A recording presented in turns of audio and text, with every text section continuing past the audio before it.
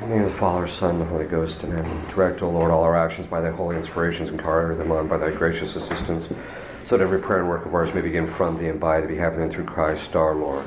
Amen. Our Lady of Divine Grace, pray for us. In the name of the Father, Son, and Holy Ghost, amen. This conference, of course, is on state in life, specifically family, which means there's different aspects of that. So if you're in a family life, actually probably the more specifically it'd be marriage and the things within the confines of marriage. In marriage, there are several different considerations regarding our duties according to our state in life. Marriage is twofold. First, just a little bit of theology behind it. In relationship to marriage, there's two aspects to it that need sorting out first. The first is the natural law, or the natural structure that God built into marriage. And its primary end, of course, is children. So that means, according to your state in life, it's all going to revolve around the things that the couple would have in relationship to their children. Then the marriage of the sacrament, in relationship to the sacrament, the end of the sacrament of matrimony is not children. That's a common misunderstanding. It's actually the salvation of the two involved. So, obviously, in order, the sacrament builds upon the natural law, so you still have this primary end in relationship to children, in relationship to the natural law structure of marriage. So this means that those who are in the sacrament of matrimony, their primary obligation and duties of state in life is to do what is ever necessary to help each other to save their souls. That's their primary end in relationship to how everything that they do, even in relationship to the children. That's their primary goal. And this is something to kind of keep in mind. So when you talk about a state in life in marriage, you're talking about somebody who's under a contract in marriage in which bodily rights have been exchanged. Okay. That contract, and you've heard me say this, the term covenant is just it's just a form of a contract. It's not, it might have certain nuances that are a little bit different to it, but it's not somehow completely different from a contract which has been made out in certain modern theological circles. Okay, I'm just mentioning the tradition of it. In relationship to marriage, then obviously every time you're in a state, there are certain duties that are required in relationship to your state in life. So in marriage, because of the nature of the marriage contract, they used to always break it down into what they call bed and board in English. And so this is basically pretty straightforward. Bed basically means that once the bodily rights are exchanged, that one of the spouses has a right to ask for the marital debt, and the other person has an obligation, it's a grave obligation, to render the marital debt unless there's grave reason to the contrary. Okay, and there can be legitimate grave reasons to the contrary. Obviously, we're talking about in the order of justice. So this is all in the order of justice. In the order of charity, however, the charity is going to govern ultimately when they would ask for that marital debt, under what circumstances and things of that sort. Okay. So then, of course, then there's the board. By the way, the bed also refers, there's a couple of things that this refers to. It means that a wife has a right, in fact, the word, before we go into this, word matrimony comes from the word mater munus, which means literally the office of motherhood, or the office of the mother. And so it basically means that matrimony is really all about making a woman into a mother. That's what they used to say historically. Okay, that being the case, the justice part in relationship with that is that the mother has a right for the husband to render the marital debt so that she can become a mother. This is one of the reasons why if he is to use something like contraception, or she is, there's a violation of justice in relationship to the two. Okay. John Paul II talks about that, but in a slightly different way. Okay. This also means in relationship to the husband that he has a right to have children with his wife. So, and this is important because this means, like, for example, the government can't step in and say you can only have one child. That's not the nature of it. This is a natural structure that supersedes the state's rights and their ability to make any statements. Okay. This has to do with that, so that also means that, we'll see about this in a little bit later, that the husband has a right that the wife fulfill her duties in relationship to the children, and also in relationship, this husband in relationship to the wife and children, which we'll see here in just a little minute. Board means this is cohabitation. You actually live together. Cohabitation. The church says that when you're married, you have an obligation to live under the same roof. And it's only for grave causes can you be separated for any length of time. Now, this is why, for example, if somebody goes off, if it's more than 3 to 4 weeks, the new Code of Canon Law still requires that they have to have permission of their pastor in order to be separated from their wife for that length of time. Okay, if I'm not mistaken. But I know historically that was always the case. So you have an obligation to live together.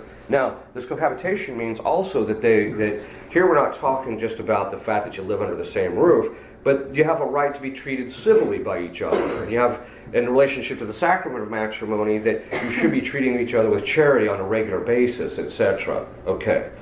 The board also meant two things in relationship to the father. It meant that he had a right that the wife would fulfill her duties according to what's called natural delegation. What does that mean? It's clear to all of us who have any semblance of rationality that men and women are just different. All right? Okay. Now, I know modern psychologists say, well, there's no difference. The brains are completely the same. Of course, then they did brain studies and found out that the wiring in women's brains and men's brains are completely different. The size of certain parts of their brains are different. Women have a larger part of the speech center, and that's obvious for two reasons. One, women like to talk more. Women actually get 10 times more pleasure out of talking than men do in their brain. Why? Because it's oriented toward children. It's necessary. It's a perfection, ironically, for the children. Now, it's not meant for her husband, right? It's meant for the children, okay? Now, it doesn't mean that she can't use that to facilitate proper communication in marriage. That's not what I'm talking about. But it means that it's ordered towards, because they also know if you don't talk to children regularly, on a regular basis, when before the age of 2 or 3, they won't develop the proper skills, or by 5, they won't develop the proper speech skills. So they've had cases where kids were isolated until they were like 10 or 11 years of age. They were never really talked to. The kid never developed speech. So when they started to teach the kid to speak, they found out that the kid's wiring in the brain, there were certain parts of grammar that the kid could never properly grasp or understand or make proper use of because the wiring had already solidified and it was unable to process that stuff. So usually in the area of like definite articles and things of this sort. We should have kind of already known that a little bit because there's certain languages that don't have use of definite articles. And as a result of that, when they learn English, for example, they're all over the map when it comes to the definite and indefinite articles. They don't have a clue how they work, right? Okay, so so this natural delegation means that because of the structure that God built into feminine psychology and biology, that women are simply designed, there's certain perfections that women have that they're ordered towards as a result of this. So, for example, women just have a much better grasp, as a general rule, on how to arrange things within the home. It's called the nesting principle. Women will just simply start arranging it, right? And so recently, a friend of mine was asking me all sorts of questions about, should I have this for my son, and this for my son, and this for my son? Like, the kid isn't born yet. Your wife should be asking me these questions, not you. All right, anyway. Although, I understand he just really wanted to be a good father. But the point is that women have just a general sense about how things are arranged. Part of that is because women have a greater inclination to the virtue of modesty, as a general rule, not necessarily in speech, but at least in dress and also in comportment. That means that women have a general, because women were designed to be more concerned about their appearance, which we talked about, I think, at a prior time, they have a better sense of decorum, how certain things fit together and when they don't fit together, right? So I'm always nervous when you get these guys who are interior decorators. There's always something a little off, right? So whereas women have that kind of that natural capacity to kind of see how these things. Now, ultimately, it's true that the father is the head of the whole. He's responsible for everything in the home, everything, literally everything. But by natural delegation, because God designed women to be better at certain things than men, as a general rule, again, that means that it's God's intention that they do these specific things, and so this is part of her duties. Unless there's some reason she can't fulfill it, then the father should fulfill it. But this means that the husband, or the father, has a right that the wife fulfill those duties. Now that essentially means that the husband has a right, a natural right, and it's a grave one, for the wife to stay home with the children, as long as there's children at home, and even to stay home to take care of the home in general. That's his right. Okay. That doesn't mean that she couldn't necessarily do some limited work outside the home when there's no children there, or if it becomes necessary, by necessary I mean gravely so, she may have to work outside the home, but that's because of the fact that there's some kind of failing on the side of St. Thomas says there's a failing on the side of the masculine side, but he's not talking about failing necessarily morally. He's just saying you might live in a culture where both, just to survive, both may have to work. But normally speaking, that should not be the case, and society has an obligation to structure it that way. Which brings up a very important point. This means that part of their duties is to, we'll talk about this a little bit later too, is to bring children up to the age of majority. And so that means that by the time a person reaches the age of 18, I think you've heard me say this, by the time they reach the age of 18, they should be able to step out of their home and live completely on their own without any kind of major issues. So that's something that's the goal of the parents. Okay. The next one is in relationship to the mother. She has a right because of the fact, oh, by the way, God punished Eve and said, your punishment shall be that you shall bear children in pain, and you'll raise them, and they'll also cause you pain. Okay, so basically what this means is that God intended for the wife, as a general rule, to stay home with the children, as a general rule. The father, again, has that right. If he's providing everything for him, then he has a right for her to stay home. This is a grave right. This is why I tell people, if a woman is working outside the home without sufficient cause, while children under the age of reason are home, it's grave matter. Because he has this right, and the children also have this right. The children need the mother at home in order to begin to come to full maturation, virtue, etc. by the time they reach the age of 18. And when the wife isn't there, God can provide where nature is lacking, but as a general rule, when the wife isn't there due to some type of neglect of her duties, because she wants to have a career or whatever the case is, which, by the way, I've never understand why women wanted a career for this reason. God gave the punishment of working to Adam.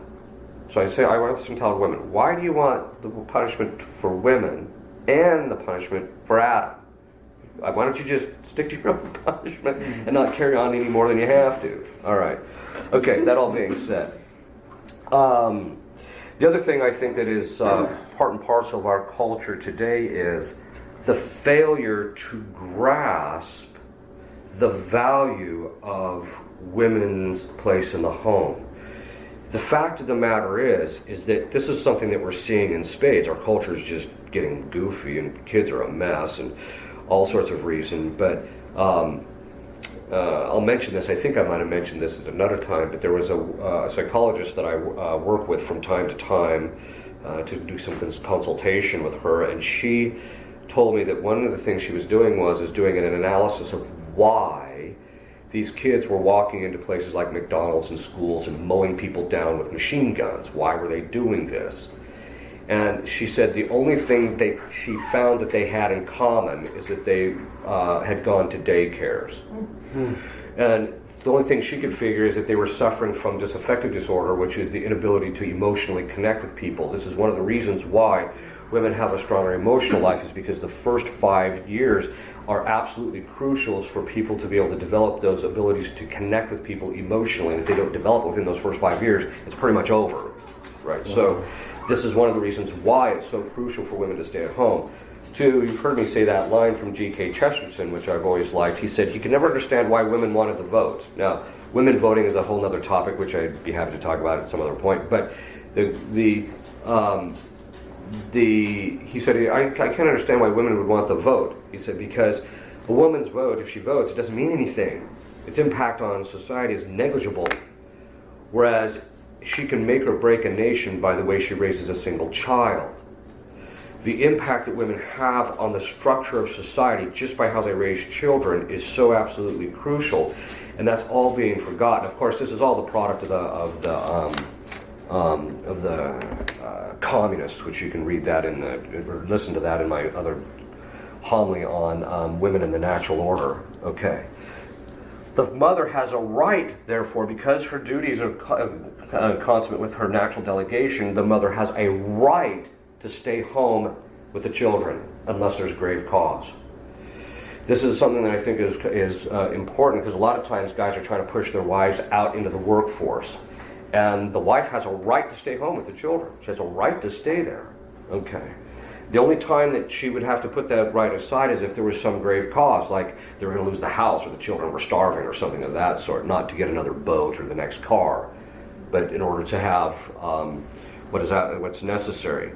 Those means that that's their duty. So that means on the side of the father, he has an obligation, therefore, to provide for them, both in two ways. One, materially. He has an obligation to go out and get a job and to be able to provide for his family. This is why historically in the past they would tell people, look, you can't marry, you can't assume the essential obligations. They would say this to a man. You can't assume the essential obligation of marriage of supporting your wife if you don't have a job, or if you don't have an adequate job, right? Okay, so he has to be able to provide for them materially. This is one of the problems with the way our culture is structured, and I think you might have heard me say this before, but I'll mention it again. If you look at the way nature is structured, people go through puberty. It varies. Obviously, women go through it slightly earlier than men. And they go through puberty, so by the time they're somewhere between 12 and 14, they've gone through puberty. Then you need about 2 to 3 years of maturation, of emotional maturation, in order to build a sufficient virtue so that you can actually go out and get married and have children. Okay, that's the way it's structured. So the way it looks is that most women should be able to marry sometime between the ages of 17 and 19. Most men, it's delayed a year. It should basically, because of certain reasons, St. Thomas gives a bunch of them, but the point is that it should basically, he should come to the point where he can support a family or have everything in place between the ages of 18 and 20 years of age, 18 to 19. So the marrying time should be roughly about the same. This structure that is in nature that we see means that the inclinations towards the marital debt are in place at that point, so that barring some kind of grace, the fact of the matter is that that's when people should be marrying as a general rule.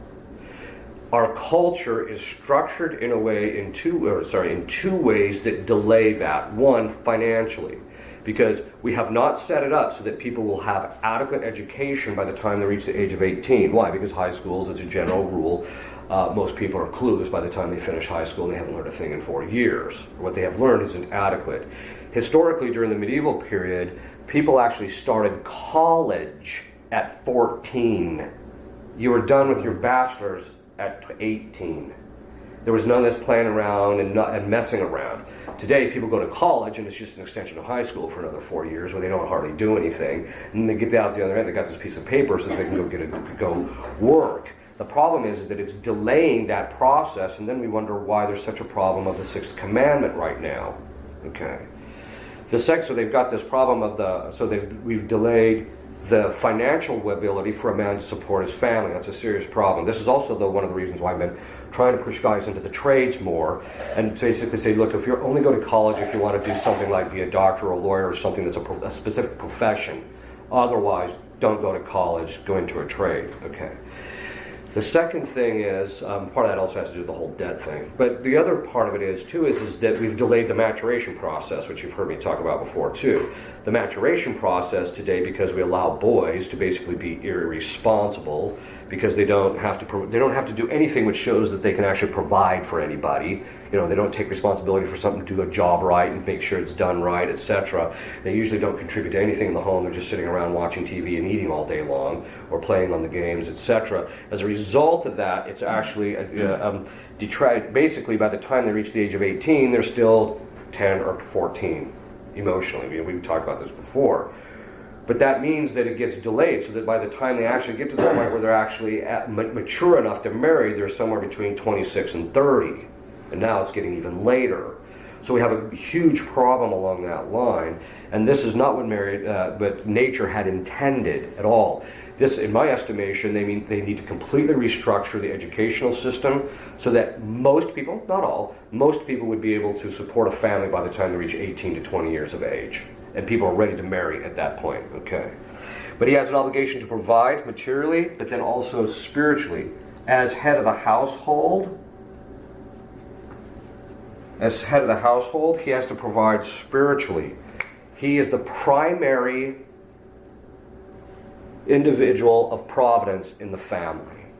It's his job, foremost of anybody in the family, to be praying the most, doing the most penance, doing those things necessary. Of course, obviously, he's got to just fulfill his duties in relationship to working too. But outside of that, he should be the most spiritual individual in the family, providing for that. That's his job. Okay. Obviously, this means too, because the wife has to stay home and take care of the children.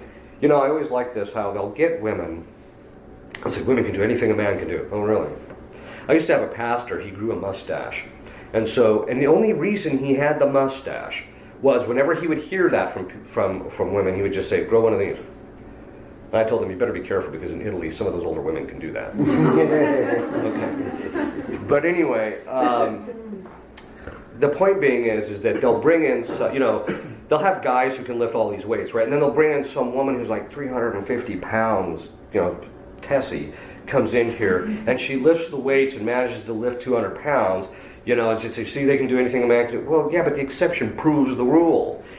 That as a general rule, God had intended very distinct things for women because of the nature of this natural delegation that God gave to women. She's not designed to work in hard, physically intensive labor kinds of things in the same way that a man is. So, and this is not true just in physiologically, but also psychologically. As a result of that, that means that they used to call women the weaker sex. By weaker, they usually would mean physically weaker, and that's by God's design. It'd be a little weird if women had the same physiology as men, right? Okay. So the point being is that meant that the husband also had the obligation to protect. So, and part of this is twofold again. He has to protect them materially. This means that these are his duties according to his state in life.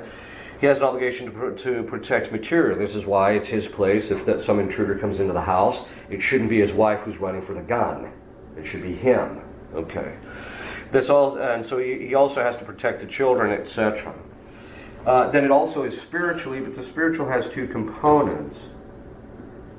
One, he has an obligation to protect them on a moral level. It's his place to keep all the morally bad things out of the house. Now, the wife has this obligation too, but it's ultimately his responsibility, and she's just basically there assisting him because she's his helper, not his slave, as I mentioned, helper. It's his place to help, her place to help morally.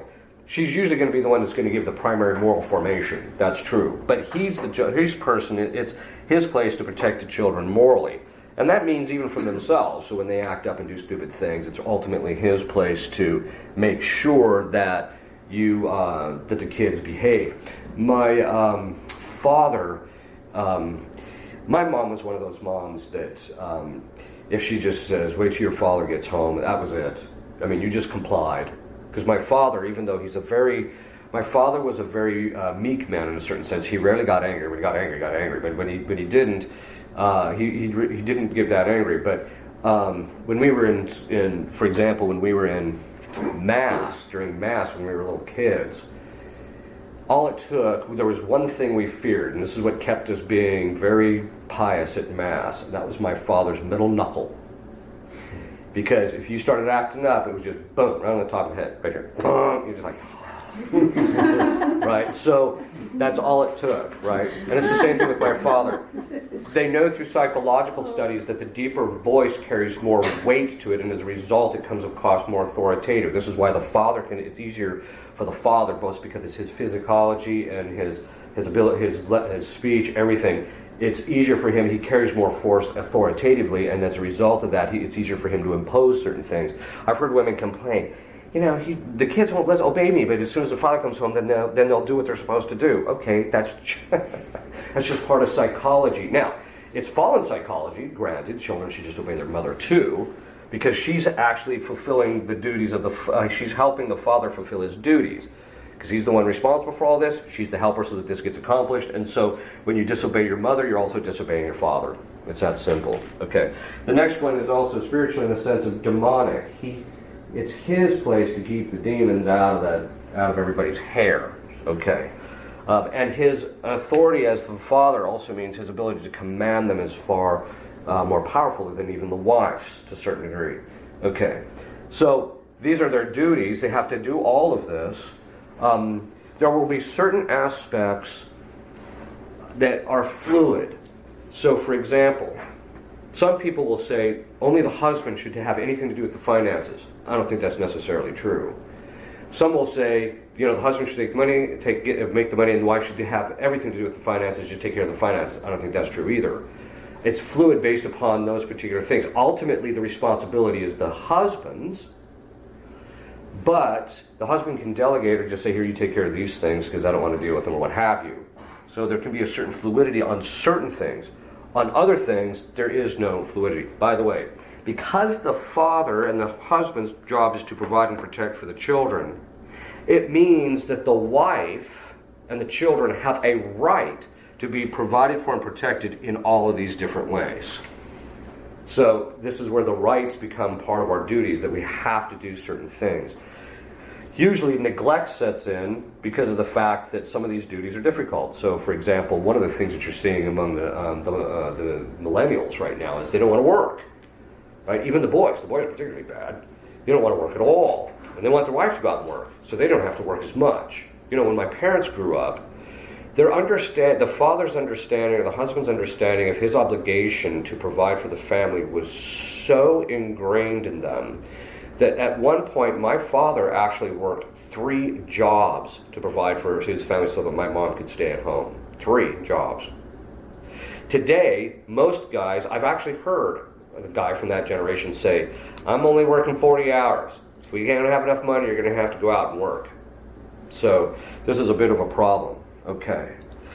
Then, this, by the way, the father has a right because his duty is to determine the cult of the family, which basically means how the religious practices are to be executed. It's his place to make those final determinations. The wife can make suggestions, but it's ultimately his ability. It's his things that can make those it's his place to make those determinations. Now, very often what happens is, okay, so this is the structure of the thing. How does it end up going awry? Well, it goes awry in 2 ways. One, in which we talked about, and I think in one of our conferences in the past, we talked about the fact that men, because of the curse of Adam, tend to be irresponsible and effeminate. And they don't come up to speed in relationship to these things because doing these things is difficult and hard. So that's one of the things that ends up causing it. On the side of women, we talked a little bit about this already, but it basically has to do with the curse of Eve. Which the curse of Eve, the structure of the curse of Eve is threefold in relationship to that.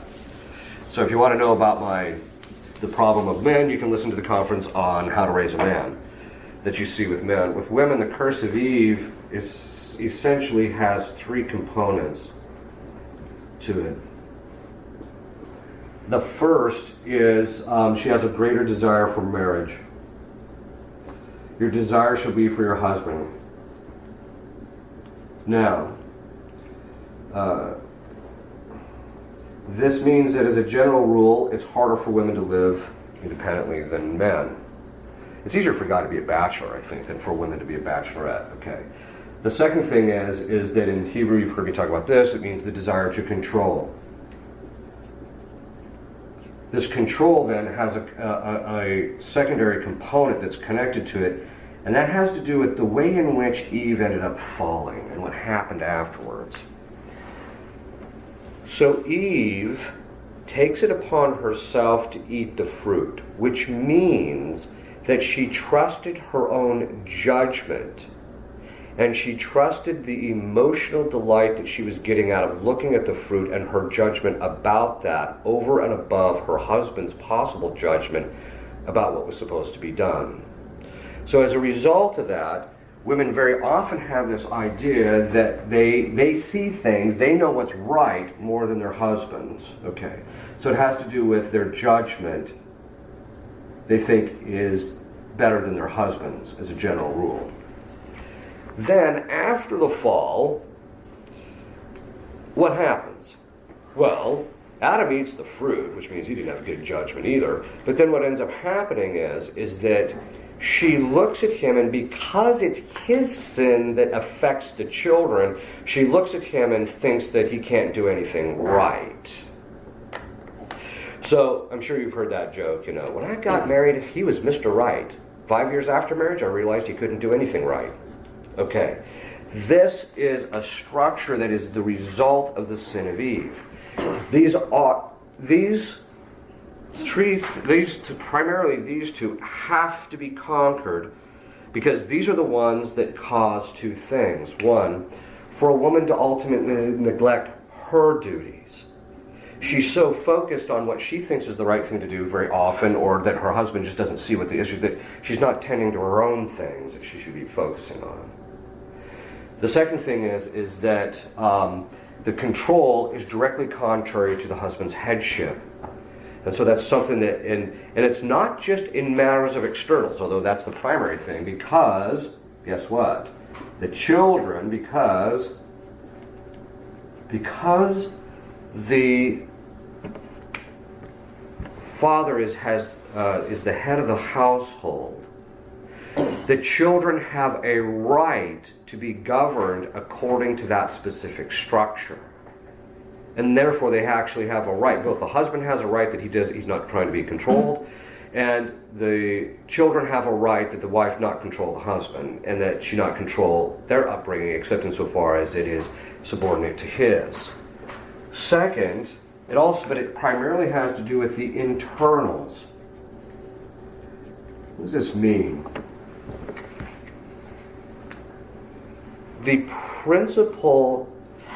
One of the principal things that every saint accomplishes in the course of their becoming holy is an inherent distrust in their own judgment.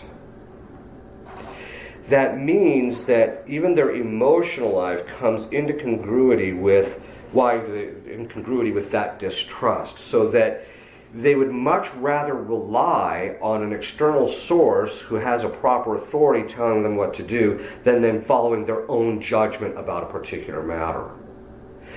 This is a very key thing because it means, and this is true even of men, because men have to do what? They have to rely on the church or a spiritual director or whatever. But this means that the wife will never reach sanctity if she's just doing it externally. That ain't good enough. She has to master this internally, which means she has to get to the point where she realizes that what? Her judgment can easily be affected by her increased emotional life, which, by the way, her judgment is affected because part of the curse of Eve, the fathers of the church say, is that her emotional life is less controlled because there's more of it, and it's more integrated into her psychology for the sake of the children, which is a good thing, but because of original sin, most of the good stuff has now gone awry. And so her emotions are more likely to affect her judgment.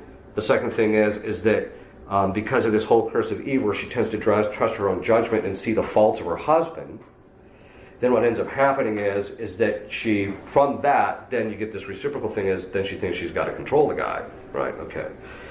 But she will never reach sanctity until she conquers that desire to control. All right. In religious life with women, that desire to control is conquered through obedience. Okay. And this is something that's really important because in the end, even people who are under religious vows have to trust the judgment of their superiors to some degree, right? They just have to say, if they don't know why, but he's telling me to go out and water the plants, I go out and water the plants, right? They just do it, okay?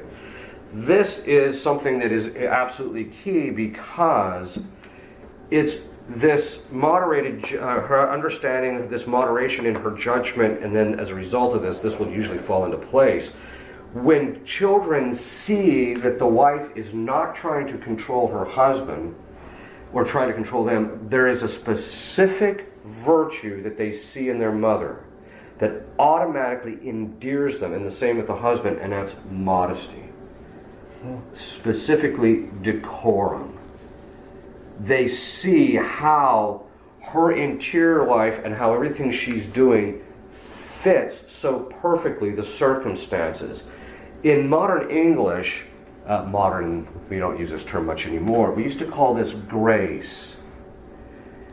That women had a certain grace, these women who had this under control had a certain grace about them. There was a certain kind of perfection and manifestation. So, okay. So what's this all got to do with children, then? What's their state in life? It's to be abused. No, okay. Because the children, according to their state in life, because children, especially in the beginning, don't have the proper formation, their proper state in life, their duties of state in life is principally obedience until they reach the age of majority. Okay. And then also, but they also have the obligation of preparing themselves or cooperating with that preparation to get them to the point of so where they can actually do what they need to do at when they reach the age of 18. So children neglect their duties when they're neglecting their studies, when they're told, look, you need to study this, when they're neglecting the legitimate commands of their parents, go out and do this work, when they're neglecting working on specific virtues when they know they're supposed to have them. That's their duty. Why? Because their duty, their state in life is what? A state of imperfection, and their goal is perfection. So that by perfection we mean in the order of maturation, both physically and psychologically and morally. So that means that by the time they reach 18, they should have sufficient virtues in all the areas in order to enter into marriage, which I mentioned before. So that's their principle according to their duties, their state in life. The difficulty is when we go through puberty, there's a deepening of self-reflection and a grasping of the moral principles to some degree.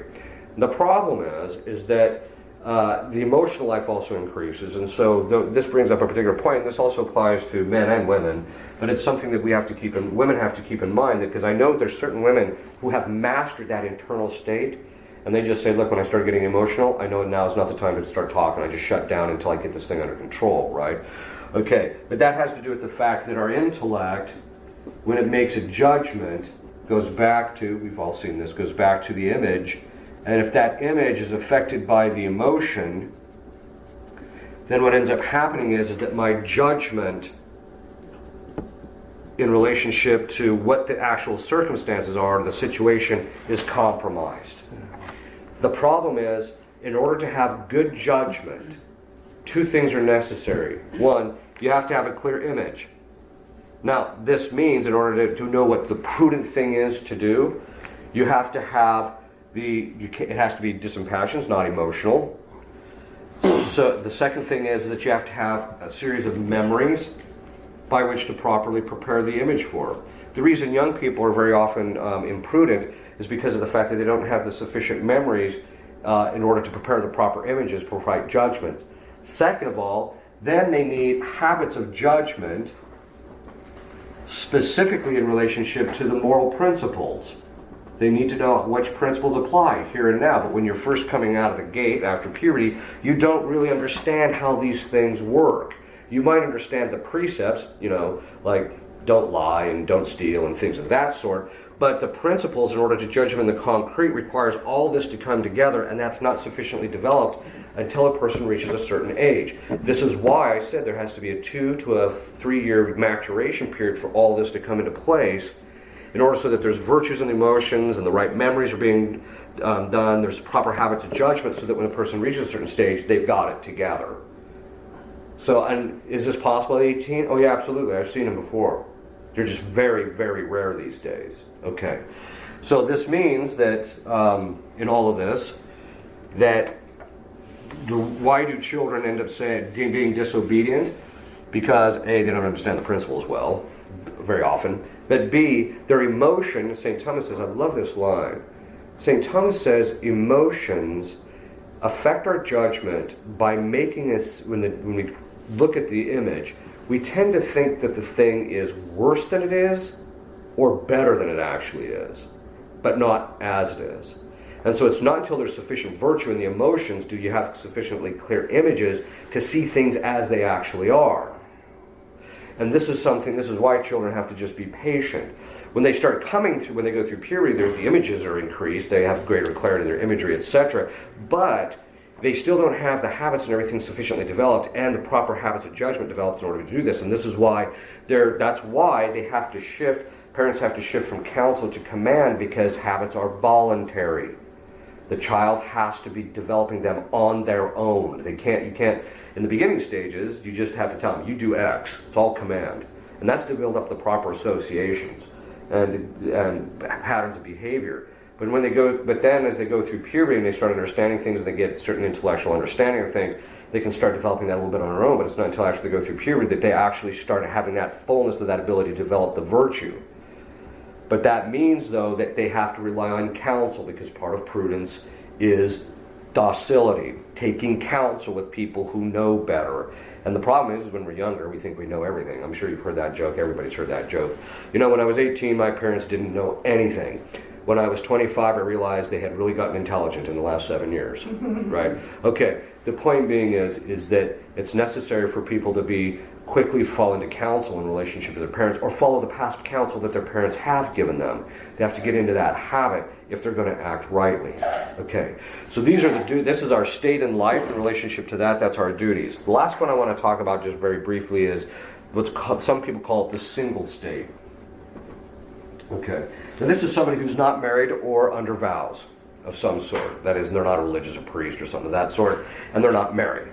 Okay. Now, St. Thomas says that nature had intended for there's what they call the general will of God. The general will of God is that everybody gets married. That's the general will. Everybody gets married. Why do we know that? Because he designed all of us with bodies ordered towards marriage. Okay. Everybody gets married. However, the saints, of course, also say that there is also, however, the specific will of God,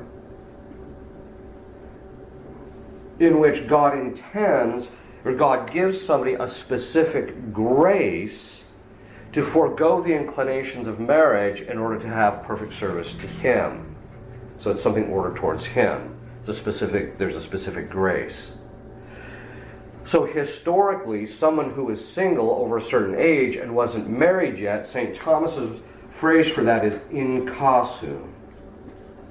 Now most people think that means in the house. No, it actually comes from cadere, which means to fall. It basically means that they're in a state or in a situation where the circumstances, he says, has failed in some way.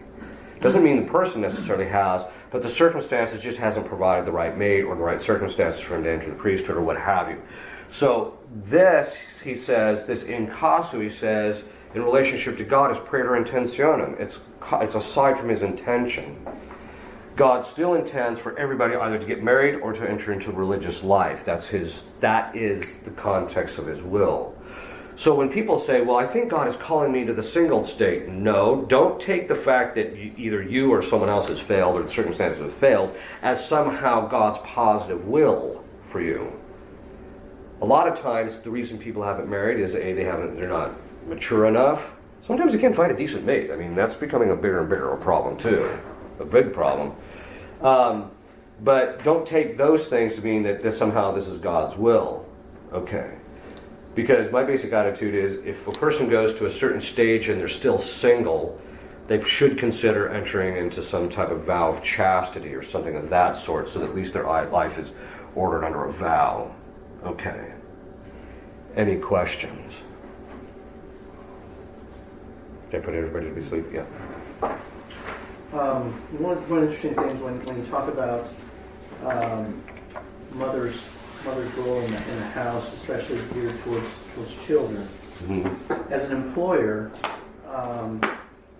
what are your responsibilities as far as having employees? Like in my field, obviously the technicians are typically women. Yeah. And they do have, some have children. Mm-hmm. The ones that, I have one who is, she works part-time.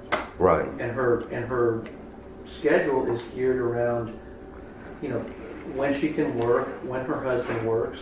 Yeah. And when her child is not in daycare, but he's now in school. Right. In like a pre-K, so he works in the mornings, and they'll arrange it at times where the husband can pick the child up, or she just works a half day and goes and picks up the child. Right. Putting that into context, and then I have the other issue where the other women who are they're there all the time, and they look at this relationship that I have allowed this other young woman to be in. Right. And they're always complaining about, she always gets off early, she's never here, this. Is there a way to combat that? 'Cause that's the jealousy aspect, or yeah. And on the one hand, they complain when they're out of the office and they don't get a big paycheck because they didn't get paid because they didn't work. But then on the other hand, they want to be off as much as they can be. Well, what that probably tells you is that their natural inclination to want to be home with their children is kind of getting to them to some degree. They feel guilty. A lot of women say they feel guilty when they're not home with their children. So, and I think that that's probably a natural law inclination, frankly. But, if you're in relationship to this, my recommendation would be, unless you cannot find another technician other than a woman. Okay, you can hire the woman if you can't find any other technician other than a woman. In other words, if there is a male who applies, it's better to give the male the job than her, ultimately, unless there's some grave cause on her side. So, in other words, like they're about to lose their home or whatever the case is. But normally speaking, the way society should be structured is that men are given preference in relationship to jobs so that they can fulfill their duties, and then women can fulfill their duties at home. Mm-hmm. And that also means, pushing women into the workforce was ultimately the communists. They were the ones who did that. And they brought it over to the United States via the feminist movement. Okay, the point being is that if you can find a man who, especially if he's got a family, and he has all the same credentials, he should really get the job because of his obligations. If she's just doing this because she wants a career and she wants to have more money and she doesn't really want to spend time with her kids because she can't stand them, then ultimately you give it to him, of course. So the point being is that that's the first step in just trying to hire. But once it has hired, you just have to tell people, look, the conditions of your contract or your work employment here are different than hers. So they're just different conditions. If you want to go to a different set of conditions, we can sit down and talk to them or whatever. So, and the other thing is I think that the society has to encourage women to stay home with their children. Right. That's what it has to do, both by, unless again there's grave cause, making it difficult for her to work in the world without a sufficient reason. If there is, it's another matter. And I think that the real irony of it is, if you look at the object of work, the duty that a woman has been given, which is raising children, that's an actually higher duty than going out and working.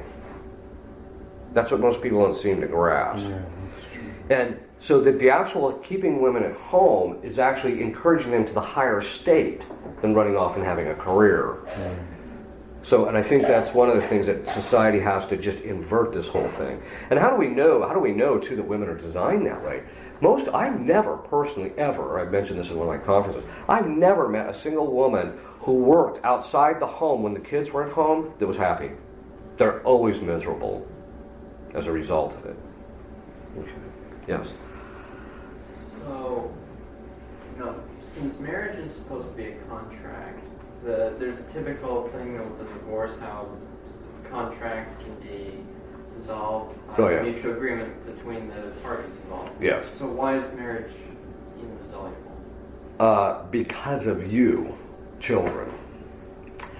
St. Thomas says that according to the natural law, there's two reasons. There's one that I'll add. There's two reasons. The first is that when you look at, St. Thomas says that when you look at the raising of children, both the wife and the husband the father and the mother are necessary because of the way we are designed psychologically, which obviously makes sense.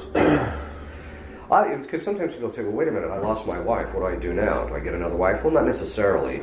I'm just saying that God can provide in those particular cases, but if you're talking about just divorcing because you don't want to feel it. But the reason we know that is that, they're seeing this in studies, when people divorce, the psychological impact on the children is grave, right? And St. Thomas says this is true even to the end of life in order to show the example to the children, to form them even after the children are gone, that this is a necessary thing that it's ordered towards. A society must order this in this manner for the sake of the children, all children, ultimately. The second reason is because psychologically, we know, for example, in my conference that I do on courtship, which what I gave just got brutalized in the audio, but in the conference that when people, we know this from the psychological structure, that when people go from person to person to person in their dating process, what happens is that emotionally they go from highs to trauma, highs to trauma, highs to trauma, highs to trauma. Well, for a man to set up a situation where a woman he's allowing the woman, or the circumstances, so that the woman becomes emotionally attached to him in such a manner that there's no way to fulfill that emotional attachment, he's just going to sever it later, is inherently unjust. Now, this means, why? Because the way we are designed emotionally is that once we emotionally bond with somebody, it's to be permanent. That's the way we're structured and designed. They even know about this in relationship to chemicals in the conjugal act, how that all creates this bonding process. So we know that natural law inclined them to have this specific kind of permanent relationship. And so it's just built into our very psychology. So it's the children and the psychology of the spouses that requires it, which the church has said that too in the past. It's necessary. And two, the other thing is that what would this mean to women? I mean, if a guy can just say, okay, the children are raised, I'm out of here, and he leaves, then she's on her own, that's unjust too. So she has a right to be supported until she's dead, basically, because of the fact that she worked in taking care of the children, which took her out of a field that could have provided for her, which she was supposed to do anyway. Yes? When a woman is single and doesn't have a family, does she pursue she's generally clueless of what God wants her to do. Right. Does she pursue a career? There's been a bit of fluidity in that historically. Usually, in some cultures in the past, she just stayed home and the parents put her to work. That's usually what happened historically. Because that's not necessarily the best, not the best, how do I say this?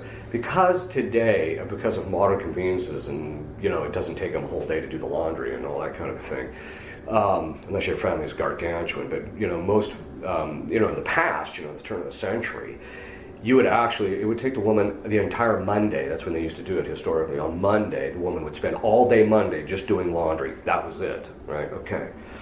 So, that because that's not required anymore, and also in certain other cultures, the woman could work on a limited basis outside the home when she was single. But historically, if she worked outside the home, she still had to be under her father's headship until then. So, which meant that historically women women who were not married under the age of childbearing never lived alone. And the only women who did were women of ill repute. So that's why you just didn't do it. They either lived with their family at home and they helped out around there and did work there. And by work, I mean the same amount of work as if you were working somewhere else, right? And then if they, after they've reached the age of 18. Now, obviously, if you're studying in college and things like that, because I can see legitimately studying a woman going to college, not necessarily so much to have a career, but to provide the educational opportunities or to be able to provide what's necessary to do good homeschooling and things of that sort. Even in a specific area, so if she wants to specialize in mathematics so that she can help other people with their kids in relationship to mathematics. But the point basically being is that that she can study those things while she's single, but if she has a vocation, then she should really be doing the preparatory work necessary in order to enter into religious life. And that may mean, because some religious places say we want you to basically have gone to college and get a certain amount of background and things of this sort first, or get a certain amount of experience in the workforce before this goes on, before you come here. That may be what you have to do. But ultimately, again, she's still under her father, and then her father ultimately makes the judgment about what would be considered suitable work for her. That's historically how it happened. So, which kind of gives you a sense of how off the rails our culture. I mean, if you took someone from the medieval period and brought them here today and started explaining how men and women behave, they would think that we were literally diabolic culture because it was so contrary to nature.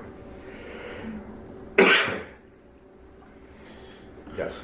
What if, say, I just wanted to know how morally wrong it would be to refuse to marry a man who is kind of proven to be a good, moral, upstanding man, but has sort of like personality issues and also is just kind of not altogether personality that you can't really bond with very well, or personality you're not really attracted to. Yeah, I would say don't marry him, obviously, for two reasons. One is there is a legitimate side to God designed us this way to be inclined towards the spouse that people particularly have, to have that emotional connection. I mean, that's why He designed us to be able to have interior psychological intimacy with another human being. Okay. And not just him. Okay. The second side of it is, so there has to be a certain element of that. I mean, I joke in one of my homilies where I said, I don't care how ugly she is, even if you have to put a bag over her head. If she's got virtue, you'll be happy the rest of your life. And then I'll say the opposite. I don't care how ugly he is. If he's got virtue, you'll be happy the rest of your life. There does still have to be some level of attraction, otherwise the marriage becomes very difficult on a basic natural level, because of how we're designed as human beings, structurally, and how we emotionally connect so that we can easily work together. Okay. The other side of it, though, is that personality disorders, I would say no, because those personality disorders are going to end up affecting the children. Now, it's one thing if it's a minor. Everybody has minor personality disorders. I mean, we're all, because of our sinfulness, we all have these little quirks and things of that sort. But once if we're just talking about stuff that's minor, that's one thing. You just have to look at them and say, can I live with this? Be brutally honest with yourself. Can I live with this guy that, basically every time he goes to bed, he throws his socks over on my side of the pillow? I mean, can I live with this? Okay. On the other hand, if you're talking about something that's grave, to where psychologically and emotionally he can't fully function properly, I would say then he himself is not in a position to assume the obligations of marriage. So I would say no. Yes? What is the difference between temperament and personality? Very good. Okay. That's a pretty big... okay, temperament is is the disposition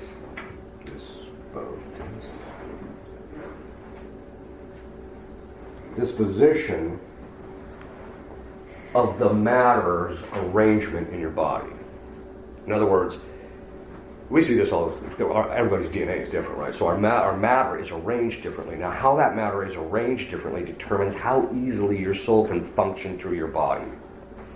So, for example, intelligence is simply the fact that one person's brain is better disposed to carry out certain functions, and as a result, he is simply more intelligent than another, because the soul can more easily operate through a well-disposed bodily organ. Okay, that's what a temperament is. A temperament is a specific arrangement of the matter that determines which proclivities you're going to have in relationship to which emotions are going to be more easily moved. So how God makes you? Yes. You're yes. born That's correct. with your temperament. Is that like sanguine or melancholy? Yeah, sanguine, melancholy, etc. Okay. Whereas personality is the product of several things. One, your temperament, because most people develop their personality along their temperament. You know, most sanguine people just become very outgoing people, right? The second thing is it also has to do with your intellectual formation to some degree, but it also has to do with your habits. Your personality is primarily in human beings determined by which habits you develop, which then incline you towards certain kinds of activity rather than others. So you can actually have somebody who might have a sanguine temperament, but because of his disposition, or because of his habits, he doesn't tend to act very much on that anymore. So, for example, people who are very sanguine, who start fasting a lot, will eventually get to the point where they tend to be less outgoing as a result of it, and they tend to be less, they tend not to want food and all that stuff all the time. So the personality is primarily based upon the development of the habits in two ways. One, the moral habits, so what you're inclined towards. The second one is your intellectual habits, your patterns of thinking. So your moral formation, your experience, your environment, and things like that as you grow up will fashion your personality. So personality is basically a term that we give to a person's general sets of inclinations as a result of all these factors that go into setting those inclinations up. You can read my book on psychology. You probably weren't expecting that, but that's what I talk about in my book on psychology. Okay. Okay, yeah. Just looking recently in the book of Timothy about the vocations for men and women. Yes. And how when Timothy says women shall gain their sanctification through raising Children, that's right. And so I looked at that and I thought, that is just so simple for a woman. I mean, it is. That today society complicates life for women. Yeah. As far as what's really important, and in the end, where we're supposed to be going. Yes, exactly. Yeah, exactly. And the way a man grows holiness is through his work. Obviously, also how he governs the family, but through his work primarily. How he handles that, what its relationship is to his family, etc. Obviously, this means that his work, I think you've heard me say this, but his work is there for the sake of the family, not the family for the sake of the work. And this can be one of the real problems, too, is when we have certain kinds of attachments, we can begin the process where we start sucking everybody else into the family, into the thing that we're doing in order to keep this thing going, right? And here we're putting aside something that, is for sake of financial survival. So like in certain places, like in certain ranches, if they had a really bad year, a lot of the kids had to come out of the schools and start working in the farms and stuff in order to financially survive. That's one thing. It's another thing if we have some kind of a pet project that we like and we're just dragging everybody into it, and then we're finding all these reasons of why this is good for everybody. So we have to be really careful in relationship to that. And guys can be I've seen guys that can be kind of prone to that kind of thing if they're not careful. So, that's just something you have to kind of be aware of. Okay. If you will kneel, I'll give you a blessing. Benedictio Dei omnipotentis, Patris et Filii et Spiritus Sancti, et semper. Amen.